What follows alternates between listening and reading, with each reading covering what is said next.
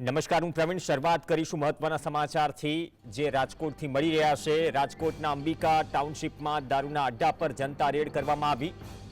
આમ તો દારૂબંધી છે, પણ આ દારૂબંધી વચ્ચે પોશ વિસ્તારમાં મોટી સંખ્યામાં લોકોએ દારૂના અડ્ડા પર રેડ કરી.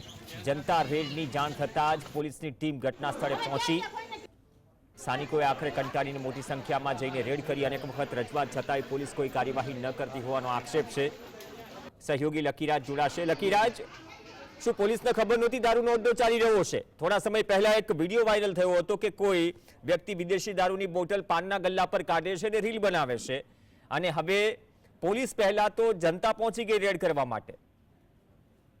ચોક્કસથી પ્રવીણ, કારણ કે આખરે હવે જનતા પણ ક્યાંક ને ક્યાંક કંટાળી ચૂકી છે અને જેના કારણે જનતાએ હવે આખરે જે કાયદો હાથમાં લઈને રેડ પાડવાની ફરજ પડી હતી. આજ રોજ જે હાઈ પ્રોફાઇલ હવે કહી શકાય કે તેવા વિસ્તાર અંબિકા ટાઉનશીપમાં લોકો દ્વારા જે જનતા રેડ પાડવામાં આવી હતી, જે પછાત વિસ્તાર નહીં પરંતુ આ જે વિસ્તાર છે તેમાં તે હાઈ પ્રોફાઇલ વિસ્તાર કહેવામાં આવે છે. શહેરનો સૌથી વધુ વિકસતો વિસ્તાર છે અંબિકા ટાઉનશીપ.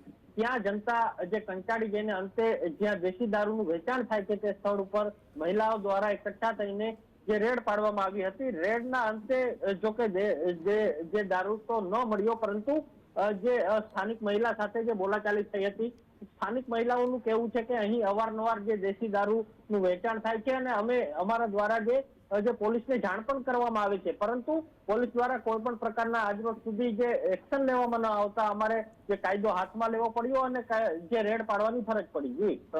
આભાર લકીરાજ સમગ્ર માહિતી બદલ. તો પોશ વિસ્તારમાં જનતા રેડ આખરે દારૂના અડ્ડાથી કંટાળી પોલીસે કાર્યવાહી ન કરતા આ પોશ વિસ્તાર જે છે તેમની મહિલાઓ ભેગી થઈ અને ઘટના સ્થળ પર જઈને હલ્લાબોલ કરી.